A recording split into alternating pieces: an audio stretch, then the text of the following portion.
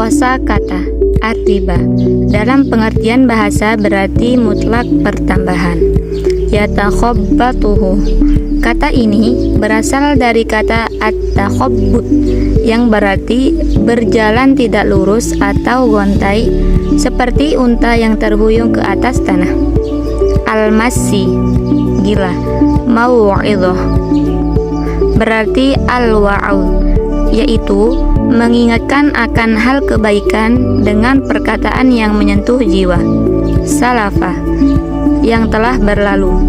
Yamhaku, berkurang atau justru lenyap.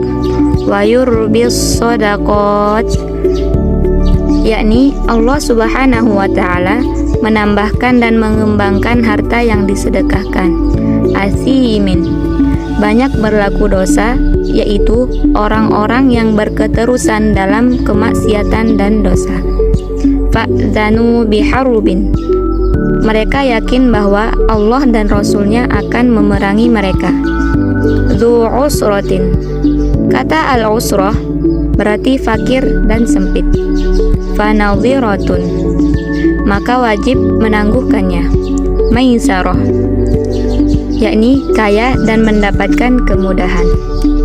Global, Allah Subhanahu wa Ta'ala mengabarkan kepada pelaku riba bahwa ulah mereka itu diibaratkan sebagai penghisap darah. Mereka akan bangkit dari kubur di hari kiamat nanti dalam keadaan sempoyongan dan gontai karena kesurupan setan. Mereka bertanya, riba itu seperti jual beli, mengapa diharamkan? Hal yang amat memalukan ini telah dibantah oleh Allah Subhanahu wa Ta'ala bahwa jual beli adalah pertukaran dan di dalamnya mengandung kemanfaatan dan keuntungan, sehingga Allah Subhanahu wa Ta'ala menghalalkannya.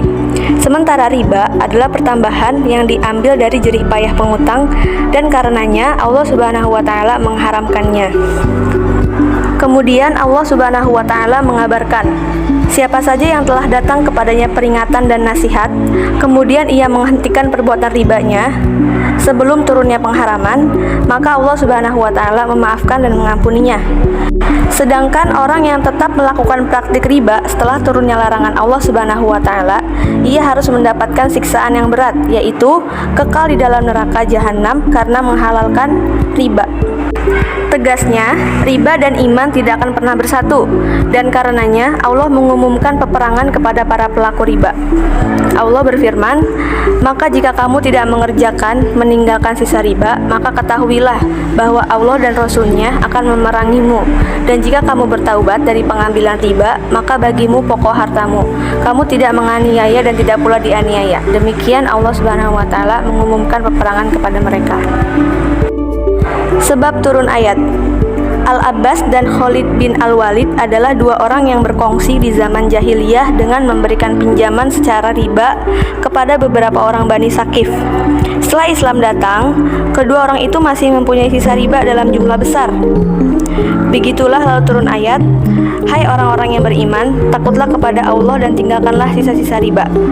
Surah Al-Baqarah ayat 278. Kemudian Rasulullah bersabda, ala inna kulla riba min riba jahiliyah maudu'un wa awwalu riba adha'ahu ribal Abbas wa kulla damin min damil jahiliyah maudu'un wa awwalu damin adha'ahu damin Rabi'ati binil Haris ni Abdul Muttalib, yang artinya, ketahuilah sesungguhnya tiap-tiap riba di zaman jahiliyah harus sudah dihentikan, dan riba pertama yang dihentikan ialah riba Al-Abbas, dan setiap penuntutan darah dari darah jahiliyah harus dihentikan.